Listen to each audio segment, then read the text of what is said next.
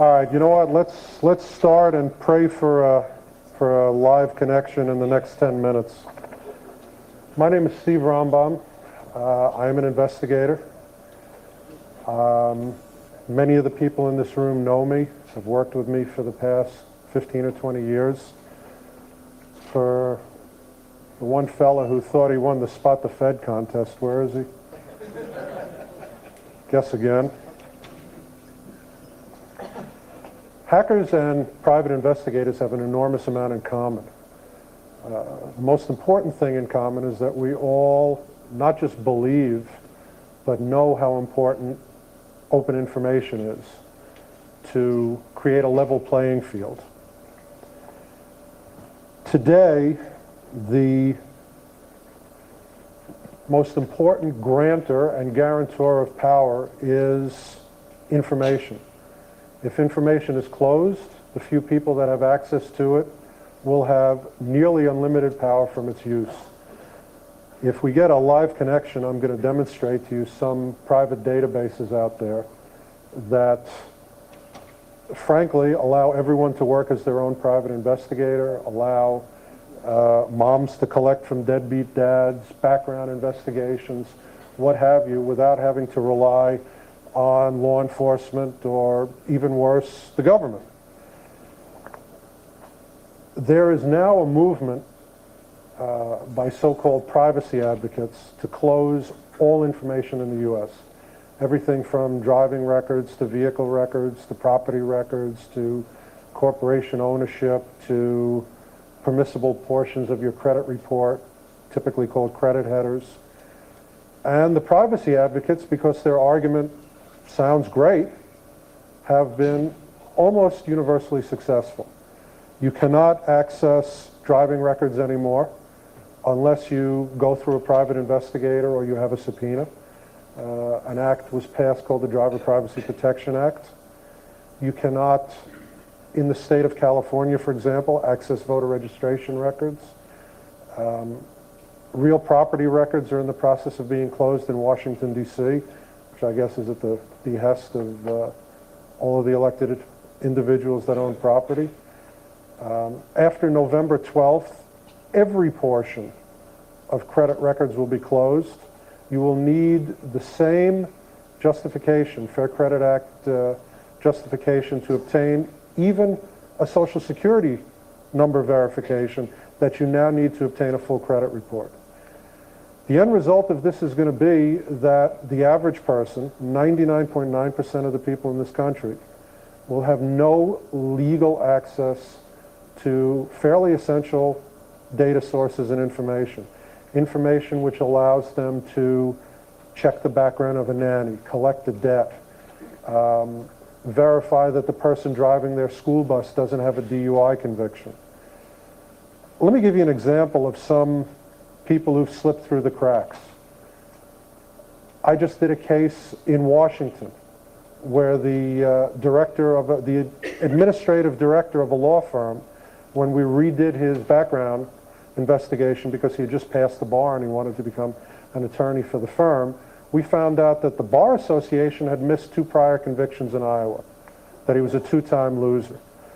I'll give you the headlines from some newspaper articles. A former Orthodox priest was accused of stealing nearly $200,000 from his former employer. A former Green Run high school security officer was convicted of 4 misdemeanor charges. Teacher facing abuse charges can't tutor kids. Monroe City nursing home administrator sentenced to life in prison without parole for a stabbing death. All of these people had prior arrests that would have shown up had their employer or the people responsible for screening them prior to hiring them, had they been able to check background. While data is being closed, bizarrely, there is now more data available than ever, which ideally would be available to the masses.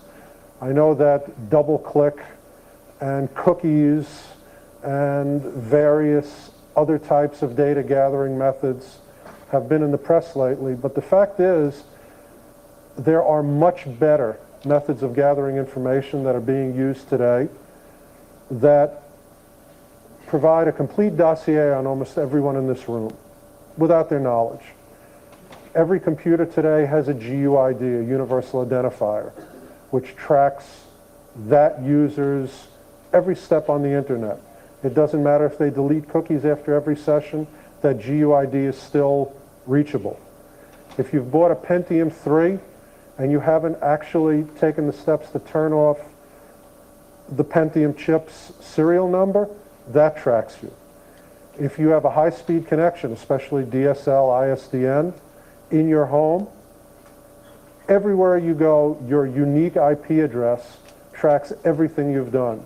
You can delete cookies, you can avoid double-click, you can turn banners off, it won't help.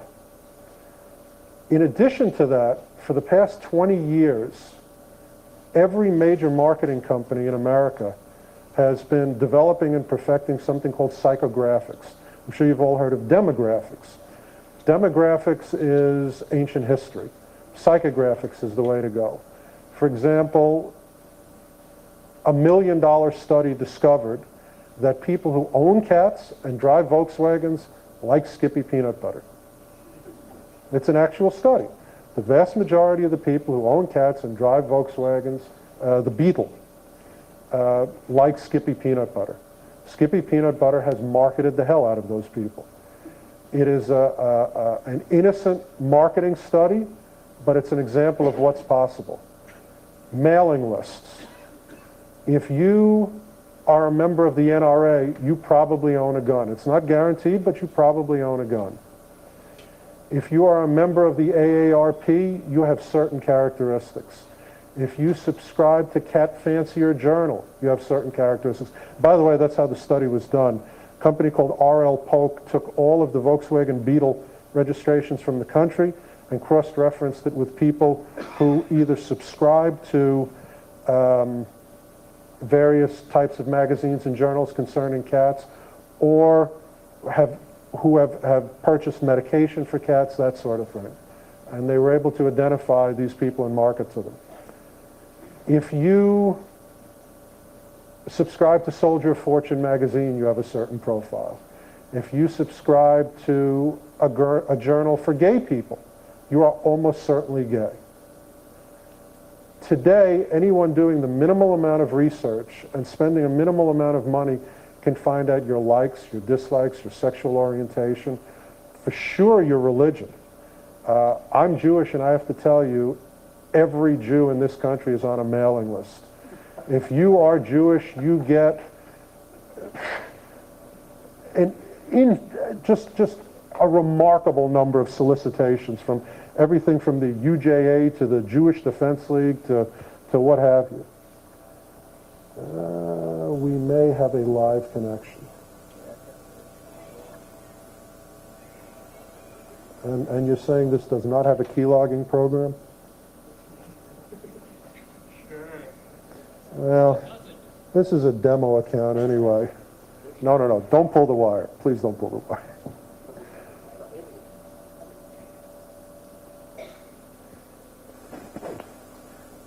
Well, yes, and that's as far as we're getting. Tell you what you do. Take this laptop and try to connect to peoplefinder.net. When you connect, give it back to me. Let me tell you a little bit about peoplefinder.net in case by some miracle we actually get a connection. As an investigator, my company was just a massive consumer of every type of data possible. If you can locate someone or background someone or what have you without leaving your office, more the better. If before you go and interview a witness you can find out everything possible about that witness, more the better. When databases first came into being, when I started out as an investigator more than 20 years ago, the technologically advanced investigators were the people who bought Coles directories and had them in their office and used them for crisscross and used them to reverse numbers. I would go to the New York Public Library on 42nd Street at least once a week, because Cole's directories were $1,000 back then, and I was a poor, starving investigator. I would go down there and use their Nassau County reverse directory or their Queens reverse directory, which I couldn't afford. In 1992, when phone disc came into being and you could reverse any number in the United States from your office, this was, for me, like the parting of the Red Sea. It was a miracle. And we realized that there was a trend, that more and more data was going to become computer accessible, and we wanted it all. And we started buying up, and back then, this was before Bill Clinton was president, so records were pretty much open. We started buying up every driver license file from every state, every motor vehicle file, every voter registration file, every corporate file, every fictitious business name, every UCC file. For those of you who don't know what UCCs are, these are one of the best sources of investigative data on the planet. My hero.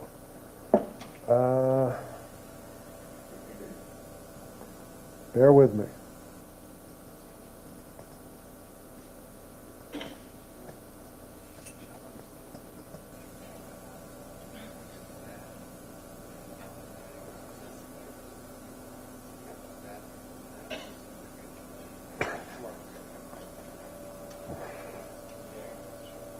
You know, I was going to impress everyone. I came with a wireless cellular modem and a laptop, and I was going to walk around and...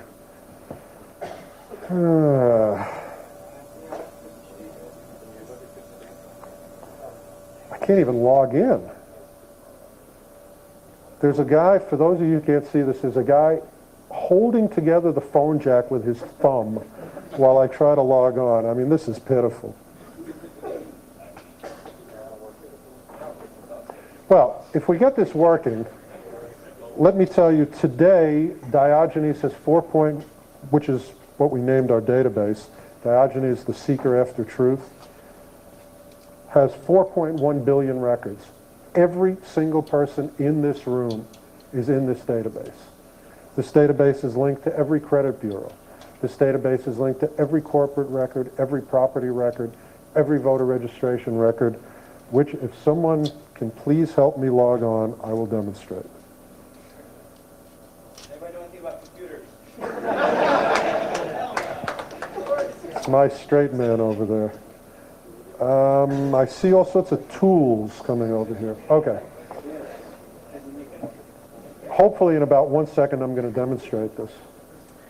Today, without leaving my office, I can find out where you live, where you work, who you live with, who you work with, more likely than not your level of education, if not the school you attended, what you majored in. There are massive mailing lists for that sort of thing. And by the way, those of you that are starting college or in college now, do not reply to those credit card solicitations. Do not reply to those free student rate subscriptions, because we'll own you once you do. We will have everything on you, and we will track you forever. Today, sadly, something even I don't agree with, and I think all information should be gathered and be available. Thanks to the net and kid websites and that sort of thing, people are now being tracked from the age of as young as they can type, 7 or 8 or 9 or 10. By the time they actually turn 18 and start using their social security number, which they now have to apply for at birth, instead of when they applied for a job, by the time they turn 18, we'll know everything about them. For those of you that have logged on to Amazon after you've deleted your cookies and they still tell you, well, based on your last logins, we know that you're interested in Chinese cooking and murder mysteries, it's because they keep massive data files of you. They don't need to check a cookie. For those of you that log on to eBay and you're directed to an auction on Japanese flatware, it's because they've kept track of who you are based on your login. And if you've in any way, shape, or form connected your name to your login email address and password, it's there in a database. by your name. It is child's play, as I'm sure everyone in this room knows better than me, to determine just from a name where you're living, what node you're logging on from, and very, very easily correlating that to the most likely address. If your name is Bob Jones and you're logging in from Ottumwa, Iowa, there's a limited number of possibilities who you are. I can find out if you are gay or straight, if you're Jewish, Muslim, or Catholic, if you are a deadbeat, or if you pay your debts, what your profession is, who you contribute to. And by the way, everyone who contributes to a political party and pays more than a fairly minuscule amount of money, your name, your address, your employer, and your position at that employer is now public record. I can go to fec.gov, download the file from your state, do a text search, and I got you. I just did a project with a, let's say, an anti-fascist group where I provided them with the name and address of everyone contributing to Lyndon LaRouche. For those of you who don't know who Lyndon LaRouche is, he sued the B'nai B'rith for calling him a small-time Hitler. He lost. He is, in fact, a small-time Hitler. Now everyone who's contributed to his campaign will be receiving a letter asking why. And hopefully they won't contribute again. I know it's not exactly supportive of the general political process, but what can I tell you? Are we connected? We are. I'm just trying to get to the site again to make sure. Okay. What I'm going to do while I say a quick silent prayer to the logon gods is take some questions. Because this chat did not go exactly the way that I was hoping it would. I don't have a live connection. What I was hoping to do was walk everyone through a logon and then actually run some of you in the room, which, God willing, we'll do. 24K. That's fine. There's no graphics on the website. If I can do one search, that's fine. Or not. Questions? Front row, and I'll work my way back. Phone book. No joke. No joke. Phone book. Let me tell you, I did... What's the question? Please repeat a question. Oh, okay. The question is, if you have only a name and you want to find someone, where do you start? And the answer is the phone book. The vast majority of the people that you're looking for, believe it or not, are going to be in the phone book. I did a war crimes investigation up in Canada. We found 161 war criminals, over half of them in the phone book. Of course, we looked under war criminal common Nazi, but no. Bad joke. We actually did find more than half of the war criminals we were looking for just by taking phone disks, Canada database. This was before Canada 411 was on the net, and looking. And the rest we found through real property records, voter registration records, corporate records, driving records, motor vehicle records. These are all public records. No. But it's possible to access them for as little as $1 a lookup, so don't be greedy. Tell who the question? You can't hear the question. Okay, his question, which I answered, so you're getting the question. I'm not going to answer it again. You're going to get the question after the answer. He wanted to know, if you only have a name, how do you start looking for the person? And my suggestion to him was start with the phone book and then move on to more difficult public records. Next question. If they're closing the gates on all info, Right. then my question is, where do we stand since we're not you and you are? You are essentially screwed unless... repeat the question. You have to... Everybody asking a question, remind me to repeat the question. His question was, since we are not you, meaning investigators, where do we stand as far as access to information? And the answer is you're screwed. Unless the next Congress can be talked to, unless the next president, which I'm not going to tell you who I hope it is because I'll get booed. George Bush. Unless someone other than a Democrat is elected, Ralph Nader would be just fine with me, but someone other than a Democrat, so records will stay open. I mean, it's perverse. You know, Democrats are supposed to be the men of the people, but they close all the records. Under Republicans, they're all open. I haven't figured that out yet. You will still be able to go onto the net and do searches through peoplefinder.net, through NoX, through Merlin Data. Merlin's really high priced, don't go to them. Through Locate Fast, outfits like that. But you're going to be paying per lookup, and once the records are firmly closed, I guarantee you everybody's prices are going to quadruple. So it's going to cost you $100 to do a trace that right now you can do for nothing, and nobody even knows you're doing the trace, which is as it should be. Why are you entitled Why am I entitled? after they close? Well, first of all, because I own the company. and I spent a ton of money building this database, buying up data. I own the data in-house. I bought it legally, and there's a guy playing with the laptop. Hopefully you will see the database. Peoplefinder.net? Peoplefinder.net.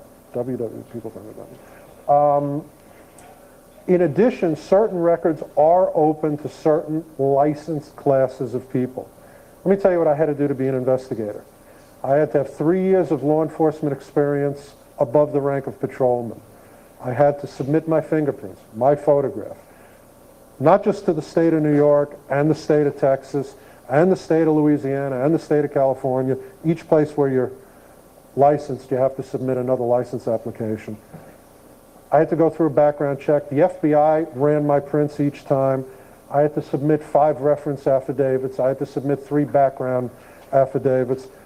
Basically, I had to go through a proctology exam. Pretty close. That may eventually come to be. And the only benefit of that is I can wear this suit, have a short haircut, and get driver license records. That's about it. A question on that case. At the back pages of publications like Soldier of Fortune, which I do not subscribe to, but actually, you need to raise your hand, but I will take your question. Okay. At the back pages, they have advertisements for something like Yes, I actually subscribe to Soldier of Fortune. Okay, well, you're in the database. I'm not. But just to read the articles. Yeah. They have advertisements Yes. for private investigation courses. Yes. It would something like Useless and a scam. Okay. There's a guy, in fact, right now by the name of John Grogan who's being investigated in the state of California, I'm told, as a result of that. That does not give you the slightest iota of qualification for licensing, at least not in the state of New York or Texas or Florida or California or any place that I know about. You have to have actual, honest-to-God, prior investigative experience. It's a scam. And by the way, you don't learn any. Frankly, the most mediocre hacker could go in there and teach a better course. So don't waste your money. Ma'am. Yes, thank you. Question.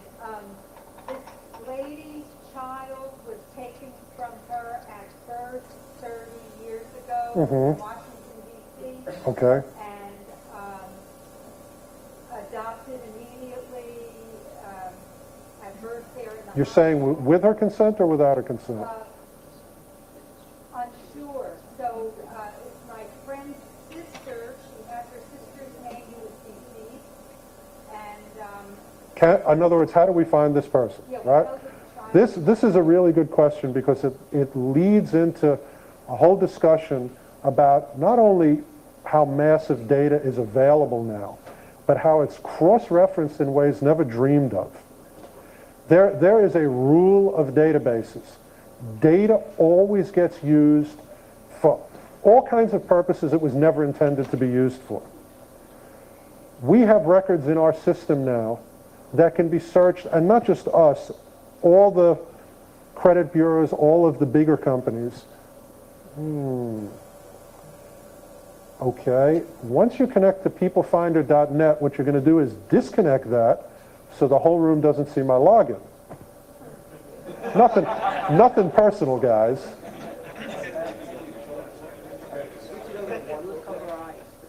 Yeah, everyone cover your eyes. Well, great. You know what? The laptop crashed. It's acting up. The honor of the Apple users group is in your hands. The Macintosh Apple users group, which now you know why I quit it 10 years ago. It is now possible to search, for example, for a female just by first name and date of birth. It is now possible to search just by date of birth. The answer to your question is, by the way, when you adopt somebody, they keep the same date of birth, even if their name is changed.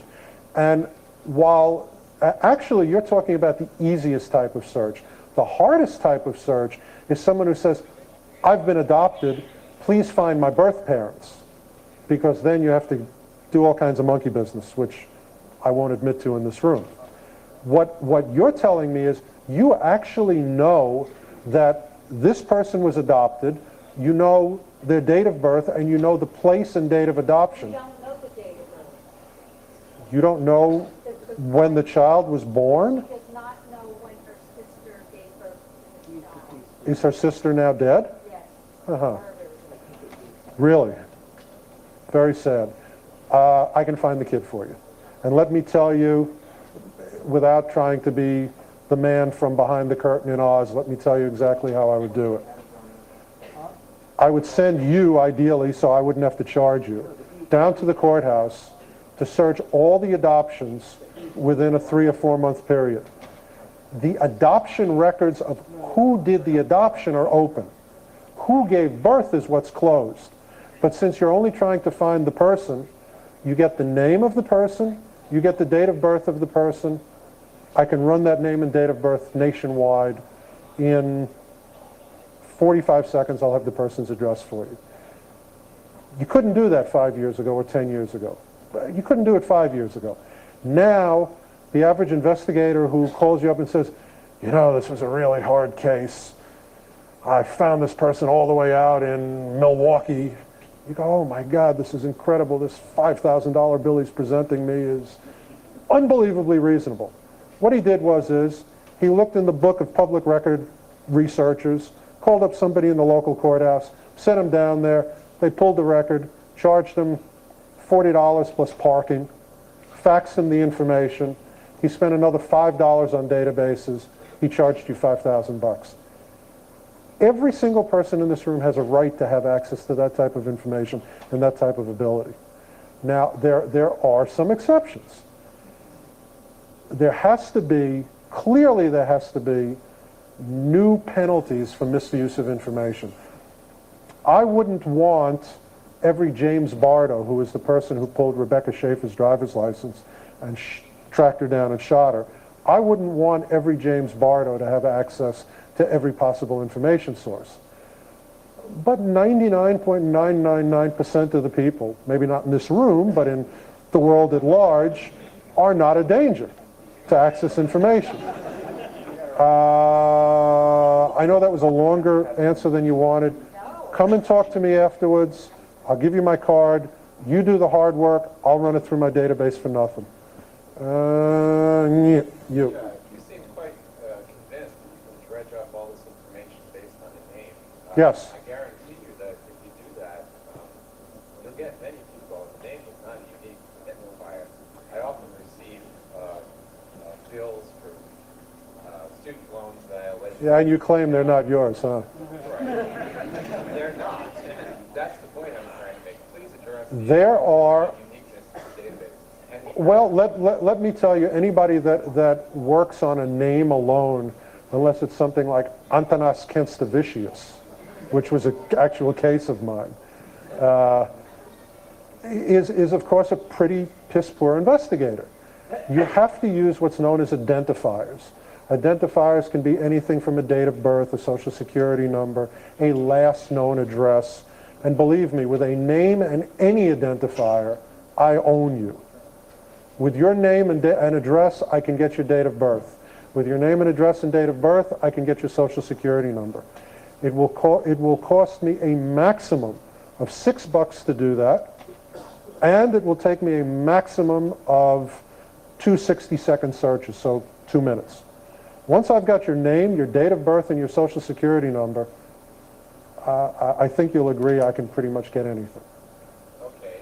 You're absolutely correct. Operating on just the name is slipshod investigation. Right, but what happens Maybe if not your the name. databases are open and everyone, mom and pop and Bill, has access to this data? Do you think they're going to be as careful with you? I think they've been as careful as me for the past 100 years. For the past 100 years, it has been legal for me to get your driving record. It has been legal for me to get your voter registration record. It has been legal for me to get your motor vehicle, property, corporations, so on and so forth. Don't you think it's appropriate, for example, that before I extend you a loan, I should know your financial history and your payment history? Before I hire you to drive my kid's school bus or be my kid's nanny, I should check your driving record and your criminal record. If you are a deadbeat dad, and that's why you're not paying your student loans, shouldn't I be able to collect from you? I do a lot of investigation of what's called sophisticated financial frauds. And you would be astounded how easy it is to set up an alter ego, a new identity, just by using a corporation and giving a phony personal name. Shouldn't I be able to find out who really owns that corporation and do other things that lead me to you and allow me to deliver to the police a packet that they can't avoid? Let me tell you something. There is nothing that I can do that the police can't do 100 times better. The problem is the police aren't interested in most things that you and I would consider significant. I'm doing a case for a woman right now. I won't give you her last name. Her first name is Rita. Rita's husband was a psychiatrist. They lived in a beautiful Park Avenue apartment, multimillionaires. He was on the side, he was let's say a talent agent for a big rock group. One day he embezzled $15 million from the rock group and off he went to The Hague. Rita's now living in a homeless shelter. Her kids are scattered with relatives. She has no way to track this guy down. By using databases, I was able to track the guy down. By going on Martindale Hubble, I was able to find her a lawyer in France, which is where he's living now. The judgment against him, which is entered in the U.S., which is useless here, will be entered in France. And using just public record databases, we're going to be able to collect the debt. We will also be able to tell the Marshal Service where this guy is and goose them along into arresting him. Most things that you consider important, the police don't consider important. Someone scammed you out of $15,000, that's your problem. We got murders to worry about. Your nanny may have molested your kid. Well, you know what? We've got honest-to-God rapes and you've only got a maybe, and so on and so forth. You need to be able to access information yourself. You need to be able to find out what you need to know to be safe, to be happy, to protect your interests. It's just common sense. It's called empowering the common man. I would agree. You know what? The best analogy is guns. There are 80 million legal, I don't know where you stand on guns, don't really care. There are 80 million legal guns in this country. The vast, vast majority of gun owners are not running around shooting people.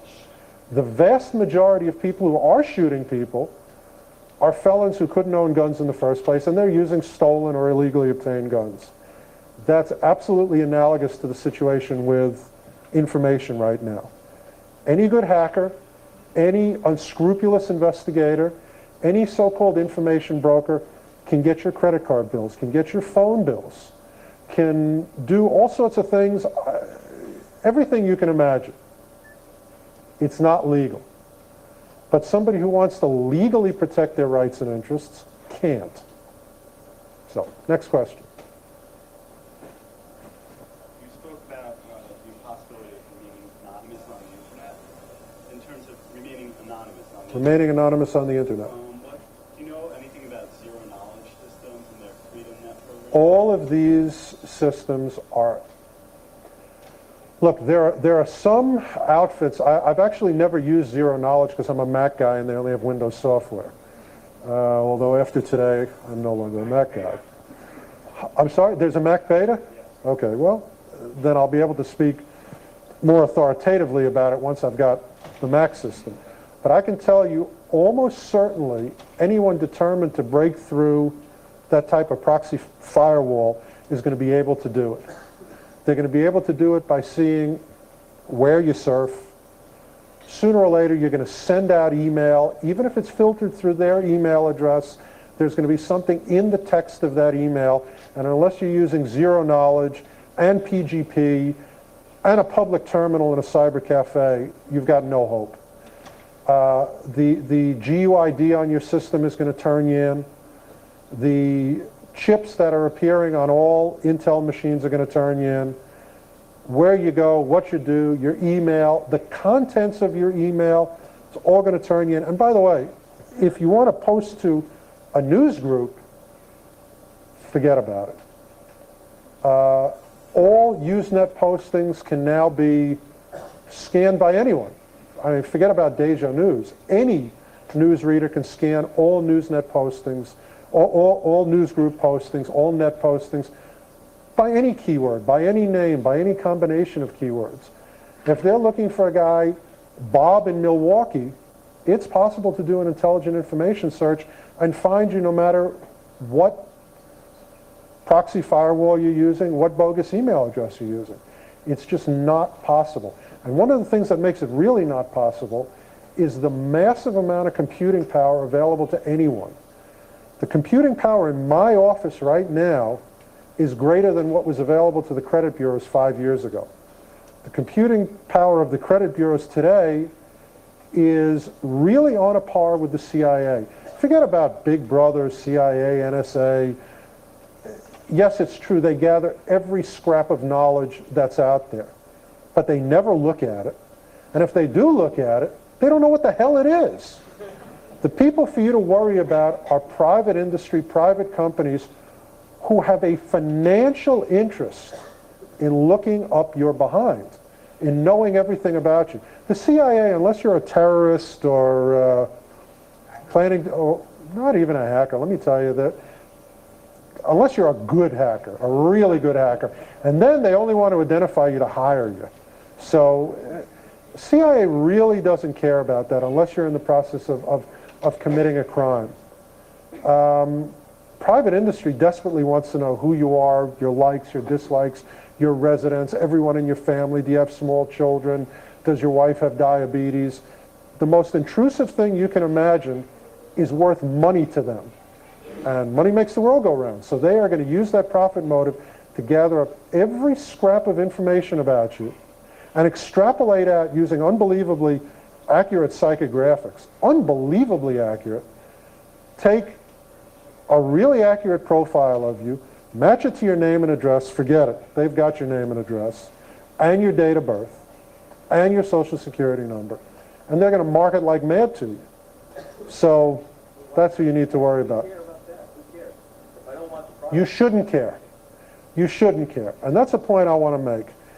I know that everybody here is running around with some kind of screen name on their badge and worried about Big Brother or Little Sister or what have you. A normal person has no real reason to hide. A normal person should not care if I know you like Skippy peanut butter.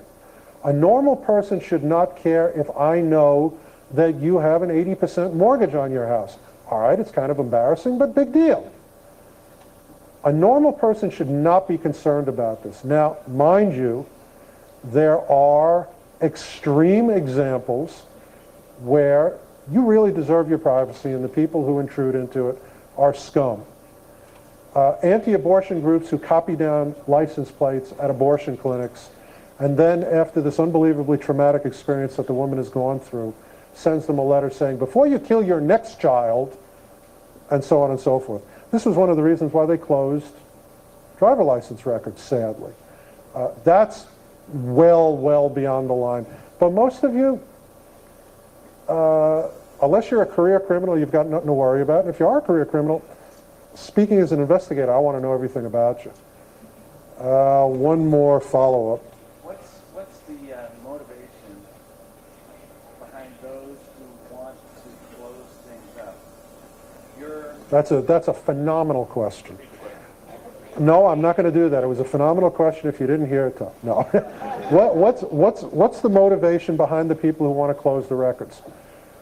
You know what? First of all, there is a certain political mindset among people who are frozen in amber in the 60s, who believe that the individual must be anonymous. Big Brother is out there looking at everyone. Tell her I'll be done in a couple of minutes. Big Brother is out there looking at everyone, and we have to close all these records. Let me tell you something. These are records that are maintained by Big Brother. So all you're doing is hurting the private citizen and disempowering the private citizen. There's that type of person. Then there are people who, honest to God, have something to hide. And they've got a hideously selfish motive. Bless you, my son. All right. Let's see. What's that hideous, selfish motive? They want to hide negative things about themselves. I just got to see if this logs on, and I will finish answering the question. Please work. Wait.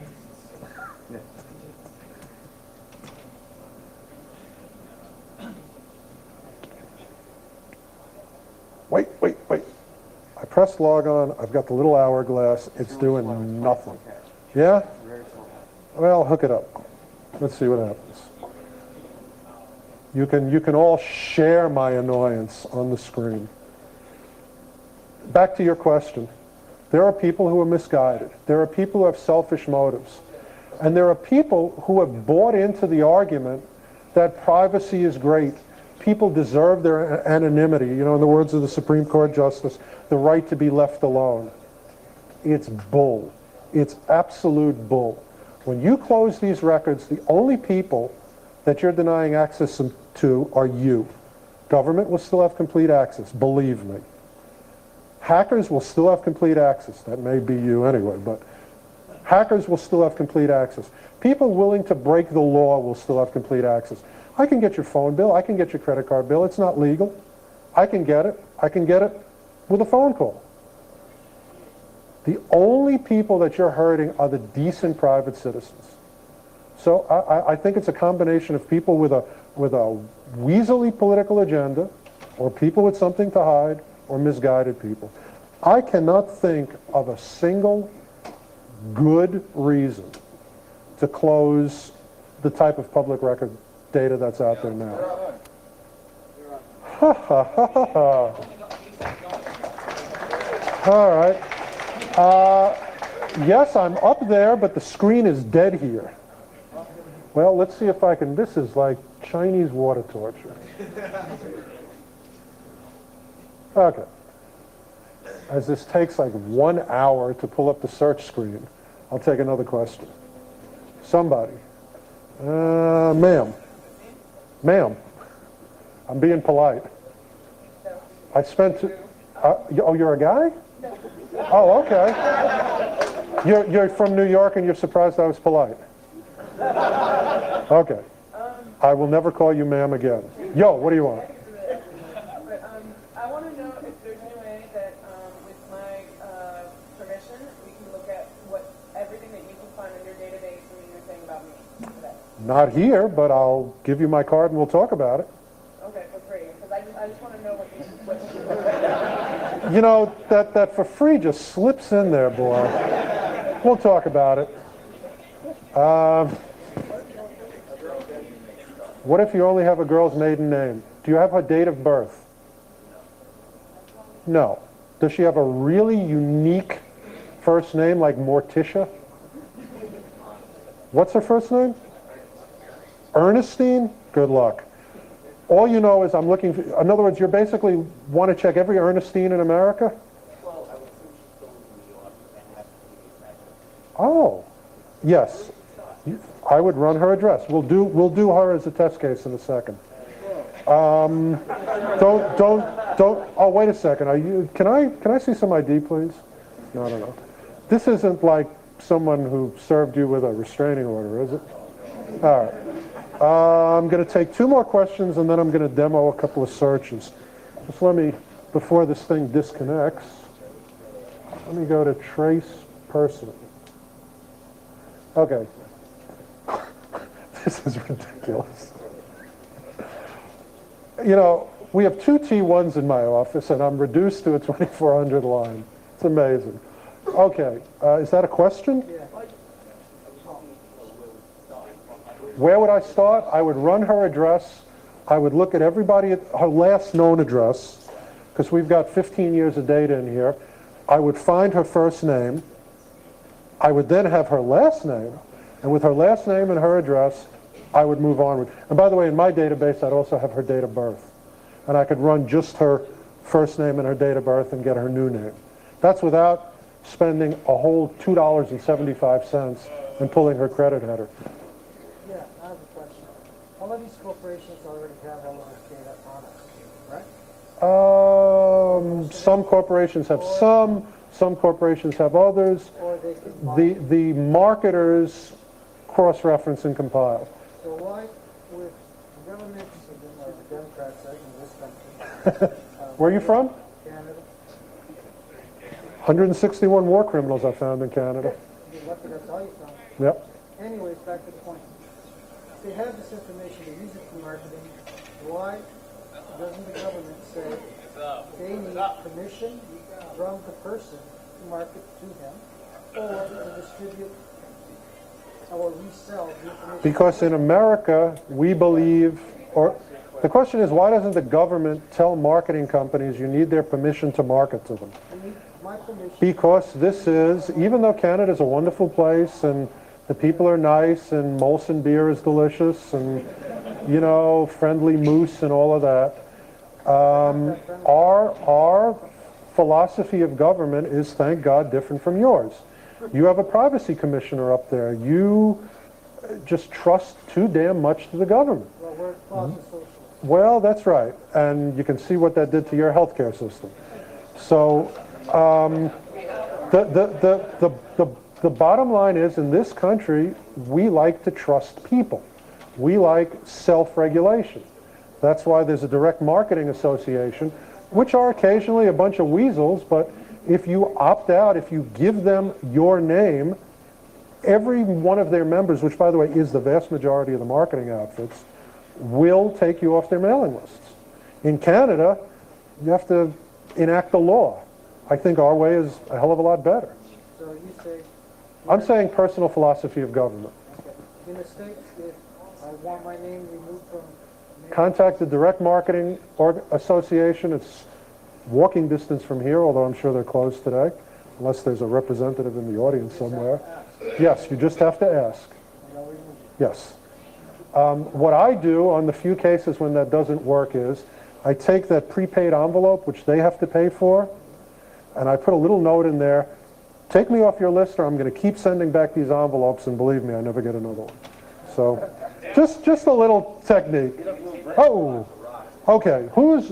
Before this thing crashes, who's looking for someone? Why not? Why not? I'm a Republican.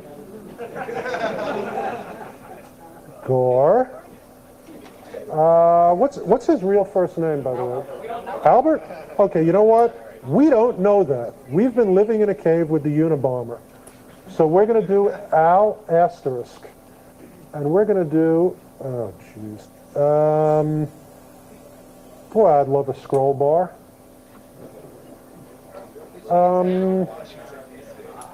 Okay, here's what I need to do. I need to get down to the bottom and press the submit button. Oh, good for you. By the way, this program is not this big a pain in the ass in real life. Okay, while we're looking for Al and Tipper and everyone else, God, is this like, who just turned these lights back on? You know what? Good. I'm blinded. Unless someone wants to give me some Secret Service sunglasses. What is this thing that just popped up? This is a free internet service, I'm guessing. Here, I'm an investigator. I don't work for the style police. What do I do about this? Do I ignore it? Okay, I'm ignoring it. Next question. Sir.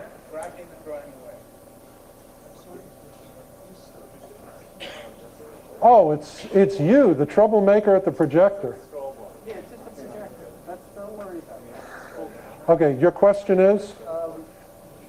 How can we protect ourselves against getting into medical records databases?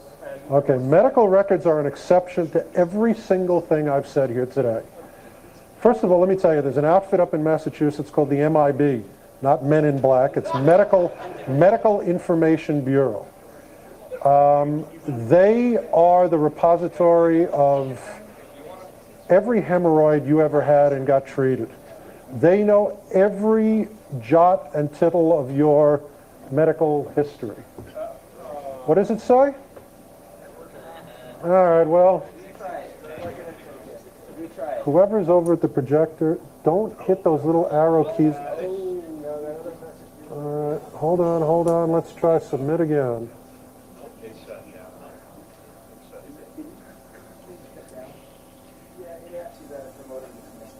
It did? Well, the modem disconnected. We have to go through all of this again because of the set.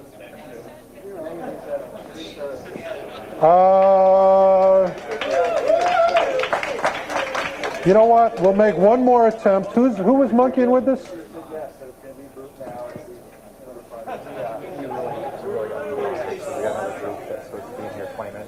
Well, okay. I started late. All right, you know what? I'm getting thrown off the stage despite the fact that we had to tear gas the people who were on before me, and I started late. You know what? I'm going to take this before this guy kicks my ass. I'm going to take 3 more questions, and then I will go over somewhere on the side and run searches for people. Can you finish on MIB? Yes, MIB, Medical Information Bureau. They are essentially the Medical Records Credit Bureau, for lack of a better way to put it. They are the repository of a ton of information about you.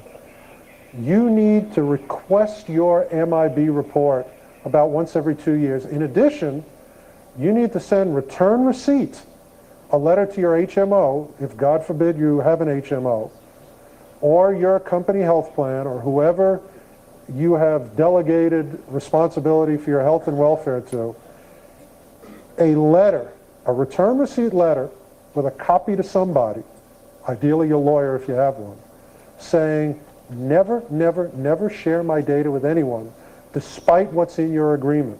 If you share data with anyone, I will sue your butt off. Love and kisses, your healthcare participant, Fred, or whatever your name is. MIB, nasty letter to your HMO. That will close 95% of your problems. Now, by the way, a guy like me will still get your medical records, but we'll have to break the law to do it. So I won't do it, but someone will. Oh, boy. How many more questions do we have? Because this guy wants me to get off the stage. Records in other parts of the world. I'm guessing you're going to ask about the United Kingdom? Yeah. How did I guess? What was it? Do you have a specific question, or is it a general question? Legally, not. Illegally, same as the U.S. Phone records, people have now cracked the British Telecom disk, so you can reverse phone numbers and addresses, and people have been sneakily buying up property records and voter rolls and setting up servers in the Channel Islands, which good for them. But it's like, it's like smuggling cocaine in England, getting information out. It is a felony. It is to misuse a database in the United Kingdom is the same criminal penalty as personal possession of cocaine. That's absolutely true. So, yes, you can get it all, and Parliament is packed full of dummies, in my opinion. I'm sorry if I was so abrupt, but I want to take a couple more. And who's speaking next? Just let me apologize to you personally, wherever you are. I'm sorry, guys. I'll just take. Who actually didn't ask a question? You? You're the guy who thought I was a Fed. You. Aren't you the guy who was standing here? Oh, yeah, we all Yeah. Yeah. No, you're wrong, it's me. Did you have a question? What's the question? Well, first thing, By the way, you really don't. But never mind. Go ahead. first thing, whoever owns that laptop might have offered your keystrokes and have your passwords. It's you're absolutely right. I was making jokes about that, but it's a test account with $75 credit, so they're welcome to it. You're right, and I'm sufficiently paranoid that I planned for that. Was there a question? Yeah. Okay. If it costs you like $5, $6 per search, what does it cost you? Depends on the search. You know the joke, right, about the guy who pulls the car into the garage, and he says, I've been to 17 people, I can't figure out how to get rid of this goddamn noise under my hood. And the mechanic says, I'll fix it for you for $500. Guy says, if you can fix this, I'll give you $500. How long do I have to leave it? The guy says, you don't have to leave it, open your hood. Takes out a wrench, you go, bong, the noise stops. He says, $500. Guy says, well, what, are you crazy? I'm going to pay you $500 for 30 seconds work? He says, no. You're paying me $1 for the 30 seconds work, $499 for knowing where to hit. And that's really the way it goes. I mean, the database that I have in my office costs far in excess of $1 million to compile. It'd be nice if I made some of it back, and I do. There are extortionate charges out there. I mean, markups you wouldn't believe, and in the investigative industry, we call it the information food chain. A credit bureau will charge $1.20 for a social trace. They'll sell it to a reseller to cover their ass legally. The reseller will sell it for $2.85. The reseller will then sell it to somebody who allows you to access it, and you get charged $20 or $40. Or if you go to just horrible criminal weasels like U.S. Search, you'll pay $49 for them running a $1.20 social trace.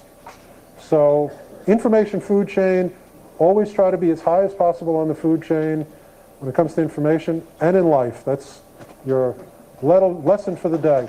One more question and I'm done. Did you ask one before? You liar. What's the question? I got a couple things. First thing, with internet security. Say what?